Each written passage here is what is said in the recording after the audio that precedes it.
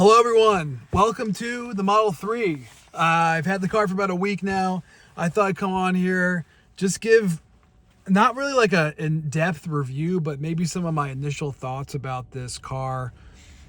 Tell you all the spec I got, just my initial impressions and whatnot. I may go through in more in-depth videos into like specific things about the car, but I have not really organized my thoughts at all, so I'm just going to be spitting facts at you, so prepare yourself.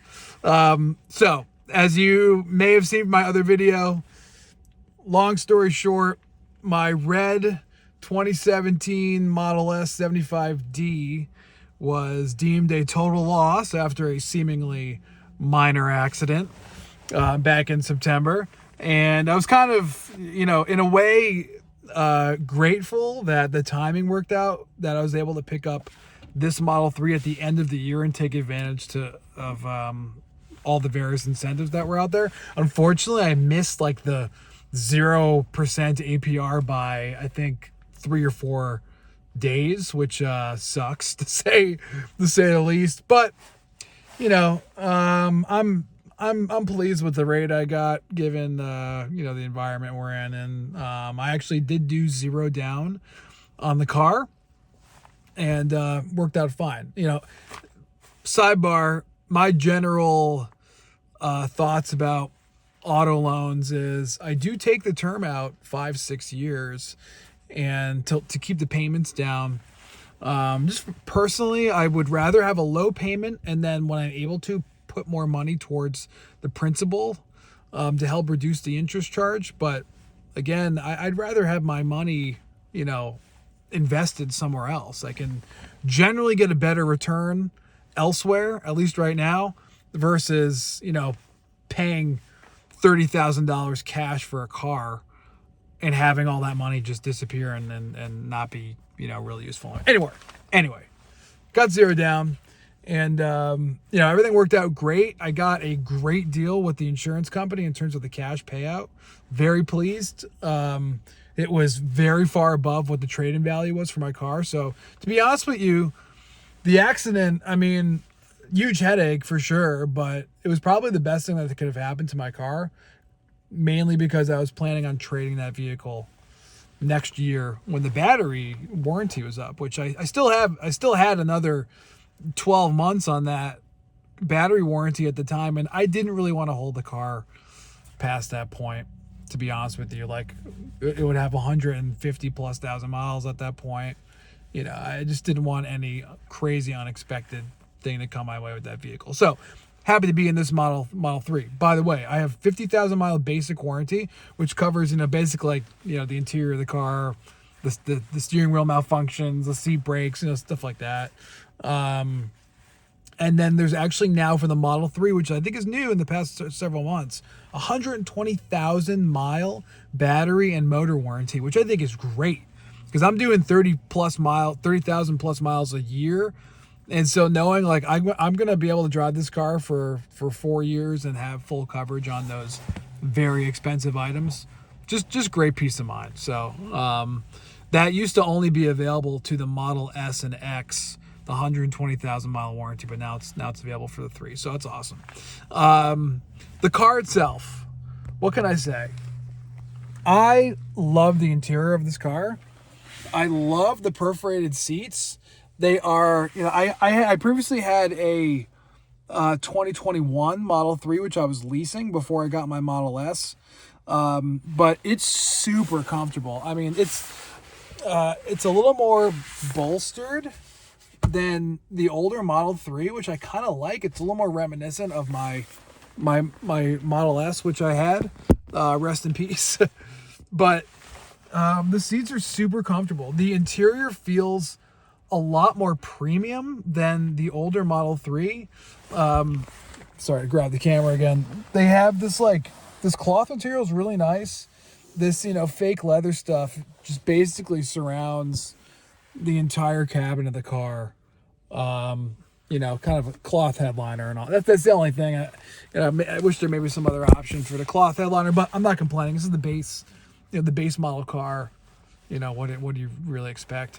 So interior is really cozy. I've gotten used to the size difference between the S and the 3. When I first got the car, it really felt small. But I'm glad to be back in the 3. It's just way sportier of an experience. And the other thing was I was going back and forth between getting the dual motor and this car.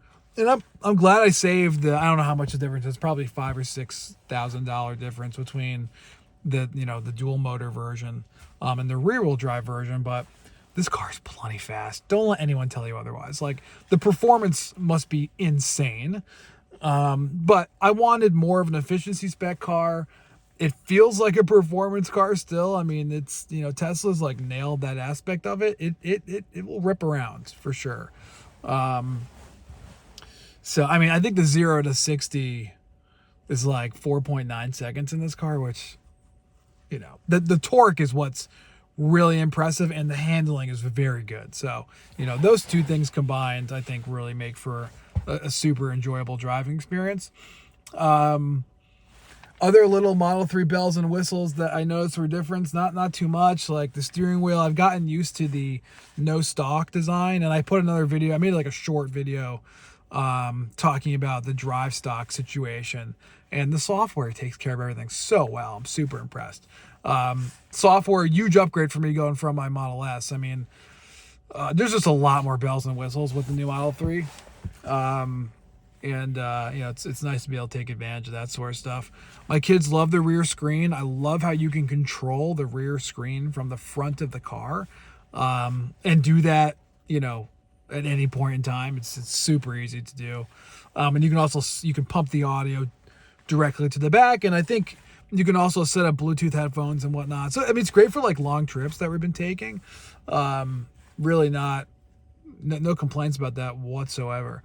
So yeah, again, I think I'll go a little more in depth in some other aspects of the car, but it's been a great vehicle.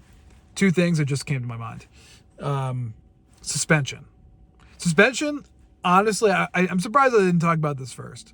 But, again, I have no great way of putting these videos out.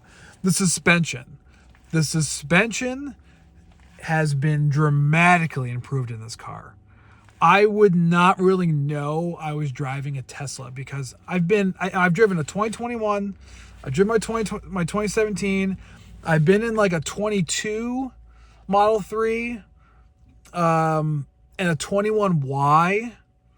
Those cars, rough.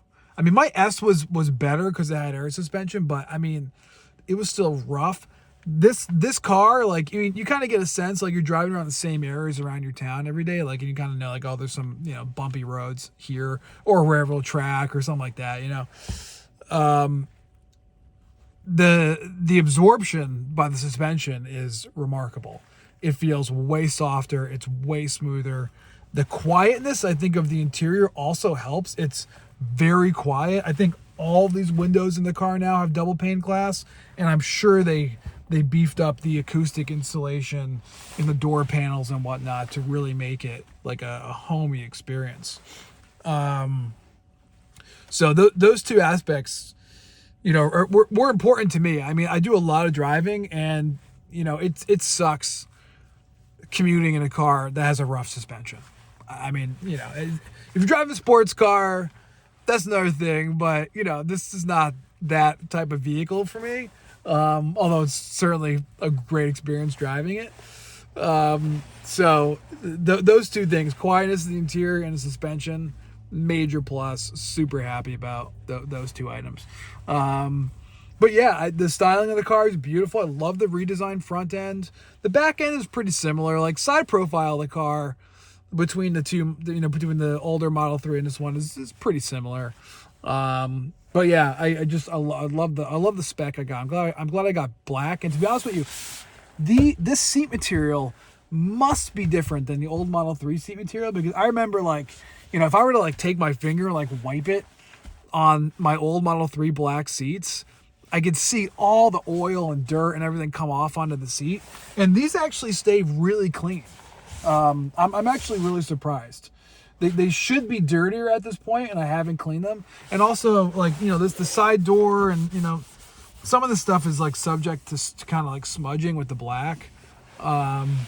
In a way, I would have almost preferred the white interior, but that really wasn't available in inventory, so this is the car I got, you know. I do miss the red, just a little bit. But I think the car looks super sharp, you know, with the black trimming and the, you know, the new wheel covers on the aero wheels. You know, my old car, I took them off because I hated them, but actually I like these. I like these wheel covers on the new 3. I think they look much better design-wise than the older ones. So there you go. 10-minute video, boom. My initial impressions of my 2025 Model 3 long-range rear-wheel drive. I haven't done like a ton of commuting yet in this car.